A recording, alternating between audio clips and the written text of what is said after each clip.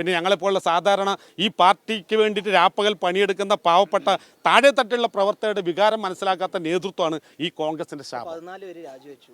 അതെ, എന്നിട്ടൊരു നടപടി ഉണ്ടായിട്ടില്ല. 14 പേര് കൊണ്ട് മാത്രം ഈ ഒരു വിഭാഗത്തെ ചെറുക്കാൻ കഴിയുമെന്ന് തോന്നുന്നുണ്ട്. ഞങ്ങൾ വളരെ ചെറുതായിരിക്കാം, പക്ഷേ ഞങ്ങൾ ഉയർത്തുന്ന കാര്യങ്ങൾ ഈ സമൂഹത്തിൻ്റെ മുന്നിൽ ചോദ്യചിഹ്നമായി നിൽക്കുകയാണ്.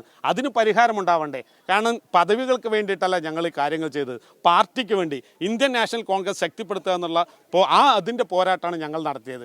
പക്ഷേ പാർട്ടിയേക്കാൾ വലുത് ഇവിടെ പാർട്ടി ശക്തിപ്പെടുത്തിയതിനേക്കാളും ഇത്തരത്തിലുള്ള പാവപ്പെട്ട മണ്ഡലം കോൺഗ്രസ് കമ്മിറ്റിയും മറ്റുള്ളവരെല്ലാം കൂട്ടുപിടിച്ച് അവനവന് അധികാരം കിട്ടാനുള്ള കസേര നിർത്താനുള്ള ഒരു ടൂള് മാത്രമാണ് ഇവിടുത്തെ സാധാരണ പാർട്ടിയുടെ താഴെത്തട്ടിൽ പ്രവർത്തിക്കുന്ന ആളുകൾ.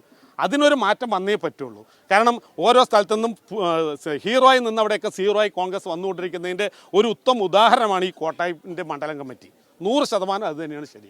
പക്ഷേ ഇത് ഇവിടം കൊണ്ട് അവസാനിക്കാൻ പോകുന്നില്ല. ഈ ഒരു പഞ്ചായത്തിലല്ല ഇതിൻ്റെ പ്രതിഫലനം ഉണ്ടാവുക. ഇവർ ഗ്രൂപ്പ് നേതാക്കളെ മാത്രം താലോലിക്കുന്ന ഒരവസ്ഥയാണെങ്കിൽ അതിന് അതിൻ്റേതായ മറുപടി ഉണ്ടാവും.